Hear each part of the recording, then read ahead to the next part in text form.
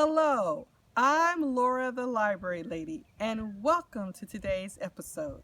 Boys and girls and parents, we're going to continue on with our quotes from famous people, our proverb, and words for parents. So let's jump right in. Remember, when I give you a quote, hit pause and talk to your parents about it.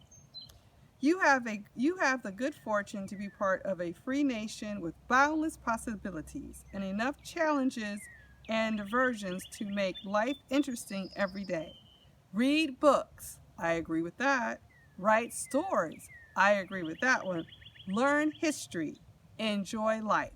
That was by David Broder, former columnist for the Washington Post and TV panelist. You've got to pay attention to the fundamentals. You do have to work hard. You do have to study. You do have to pay attention to the real things in life. If you just do half of what your parents tell you, you'll probably be twice as far ahead. That is from former NBC News anchor Tom Brokaw. Think about the world we live in and how we can keep it safe and beautiful. Take part in your community's Earth Day celebrations. Get involved in your school's environmental activities. Remember, the earth is in your hands. That's by Ms. Carol Broner, former administrator of the U.S. Environmental Protection Agency. In life, you are given two ends, one you think with and the other you sit on. Your success in life depends on which end you use the most. Heads, you win. Tails, you lose. That is by Conrad Burns, former U.S. State Attorney, U.S. Senator from Montana, unless he's still in office. Keep your imagination alive. It will give you delight your whole life. That's James Burrows, director of Cheers, Taxi, and Frasier. Those are former TV shows that we used to watch. I truly believe that our thoughts influence what we experience in life. Do yourself a favor and spend at least one moment today thinking of our world as a safe, healthy, and wonderful place to be.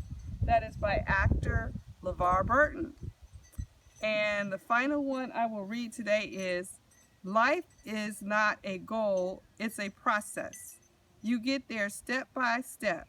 If you attempt to take every step wondrous and magical, that's what your life will be. So if you want your life to be magical, those are the steps you're going to have to take.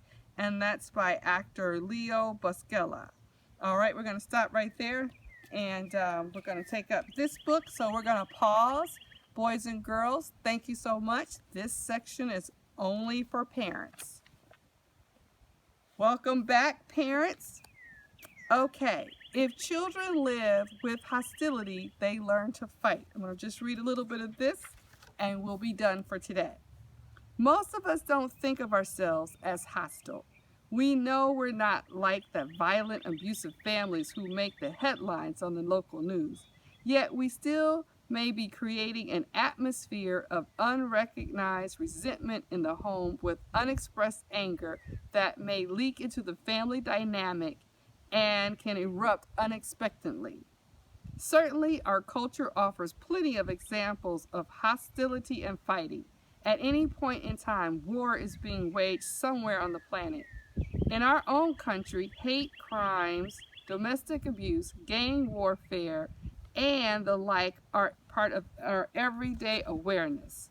Children are exposed to thousands of hours of images of fighting and violence through TV and movies, and I will add the internet. Hostility can explode, even on a daily basis for some children. Between siblings at home, classmates at school, and between strangers on the street, behind the wheel, or in the neighborhood. Kids may also see or hear about their parents fighting with each other, their bosses, or the neighbors.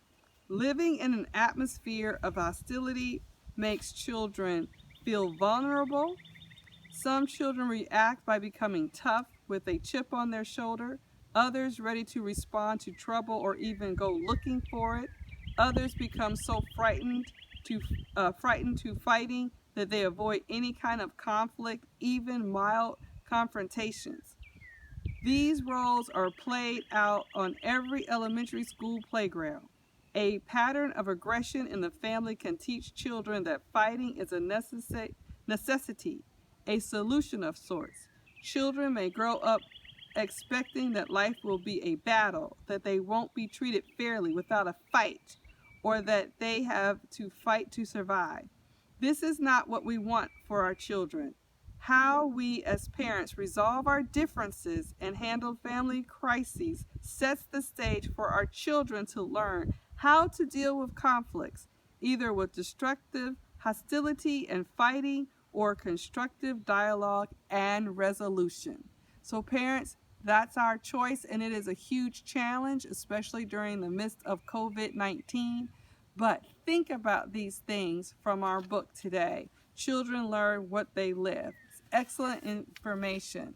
And this is our book that we have from the quotes. Oops, let me move my bookmark. There we go.